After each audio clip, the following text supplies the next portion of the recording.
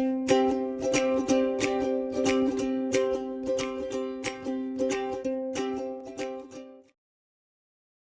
warahmatullahi wabarakatuh.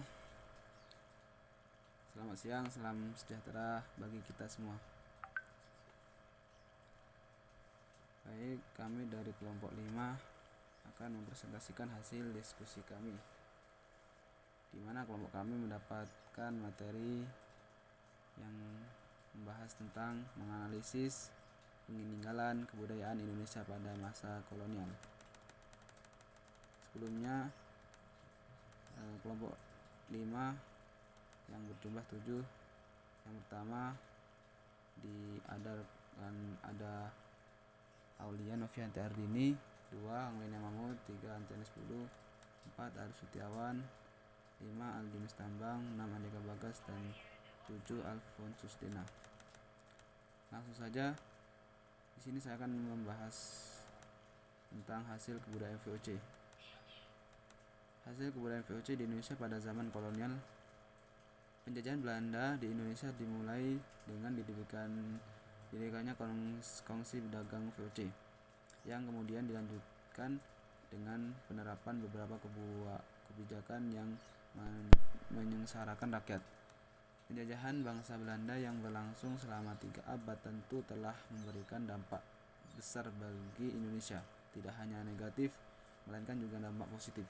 Apalagi dengan didirikannya Kongsi Dagang yakni VOC yang mengubah seluruh tatanan khususnya dalam kehidupan masyarakat Indonesia, baik politik, sosial, budaya, ekonomi maupun religi.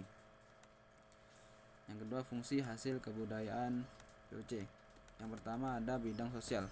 Dalam bidang sosial, seperti runtuhnya kekuasaan feodal di Nusantara, kedudukan para raja dan keluarga istana mengalami perubahan, di mana mereka harus berubah menjadi aparat atau pegawai yang bekerja untuk membantu pemerintah Belanda. Yang kedua, di bidang ekonomi. Dalam bidang ekonomi itu sendiri seperti dikenalkannya mata uang oleh Raffles ketika menjalankan kebijakan sewa tanah. Yang ketiga, ada bidang religi.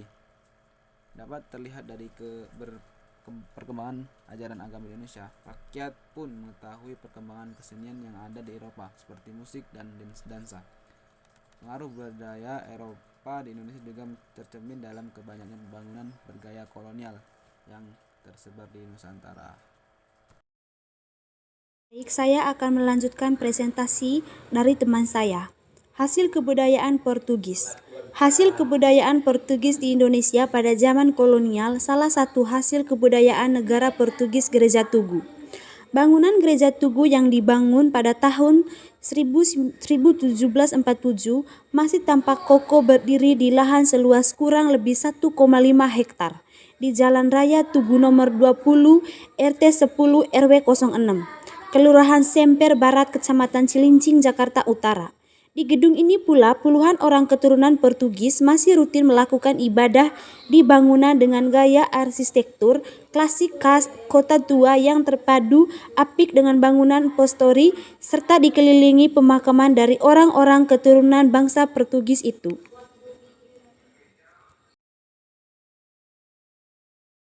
Saya akan melanjutkan penjelasan materi dari teman saya, yaitu hasil kebudayaan Prancis dan hasil kebudayaan Prancis.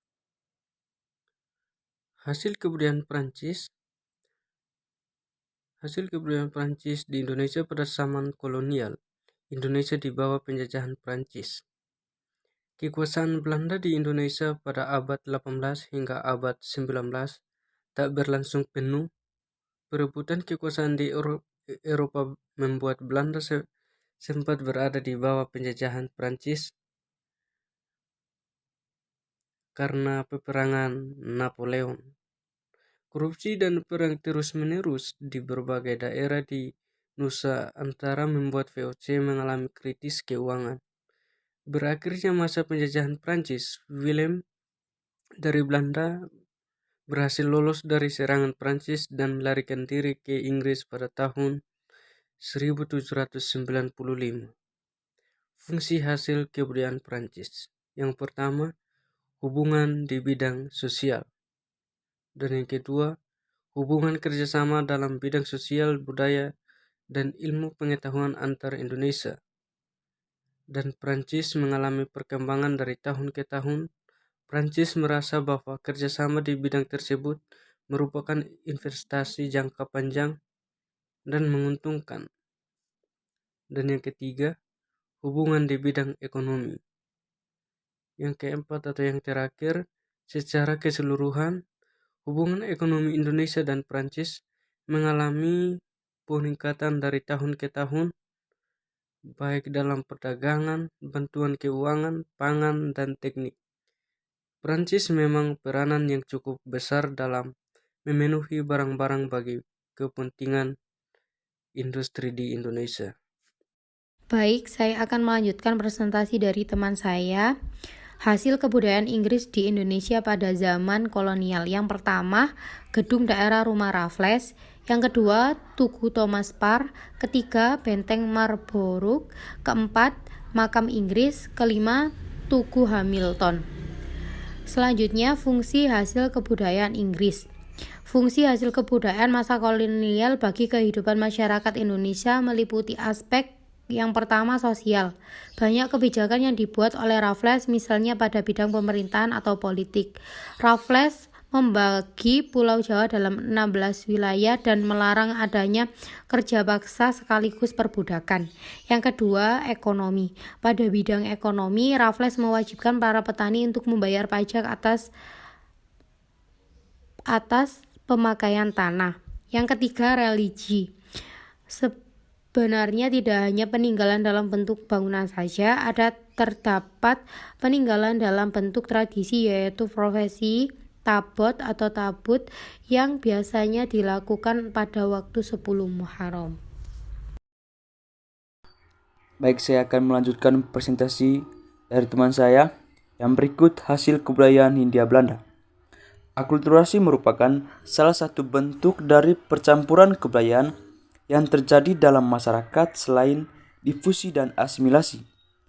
Akulturasi meliputi berbagai perubahan dalam kebudayaan yang disebabkan oleh adanya pengaruh dari kebudayaan lain yang akhirnya menghasilkan makin banyaknya persamaan-persamaan pada kebudayaan itu. Pengaruh itu dapat bersifat timbal balik atau lebih kuat dari satu pihak saja. Hal itu timbul bila suatu kelompok manusia dengan suatu kebudayaan tertentu dihadapkan dengan unsur-unsur dari suatu kebudayaan asing yang berbeda. Berikut fungsi hasil kebudayaan Hindia Belanda. A.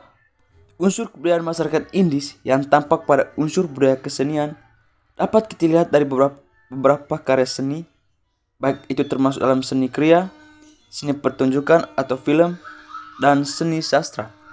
Yang kedua, unsur religi yang tampak pada masyarakat Indis dimulai dengan adanya proses enkulturasi yang merupakan proses esensial dari kondisi sadar atau tidak sadar yang digerakkan oleh adat setempat. Saya akan melanjutkan presentasi temannya saya tadi. Sejarah dan makna tersirat dan dibalik beberapa budaya Jepang yang terkenal yang sudah dijalani hingga puluh tahun bahkan ratusan tahun oleh masyarakat. Dalam bahasa Jepang sendiri, geisha bermakna orang seni atau orang yang memiliki keterampilan dalam seni tradisional Jepang seperti menari, menyanyi, musik ataupun upacara minum teh. Dengan kata lain, geisha adalah aktivitas seni penghibur tradisional di negara Jepang. Memang awalnya pria lah yang memerankan geisha ini, tetapi beberapa pria yang menekuni budaya tradisional ini cenderung menurut hingga akhirnya para wanita yang segera mengaktifkan peran mereka. Geisha sudah ada sejak abad 18 dan 19 serta musik sangat terkenal sampai saat ini. Sayangnya di zaman sekarang kebudayaan Jepang yang satu ini cenderung menurun meskipun masih ada beberapa di antara orang Jepang yang tetapi mempertahankan geisha. Adapun sebutan lain untuk geisha yakni maiko dan geiko. Istilah tersebut mulai ada dan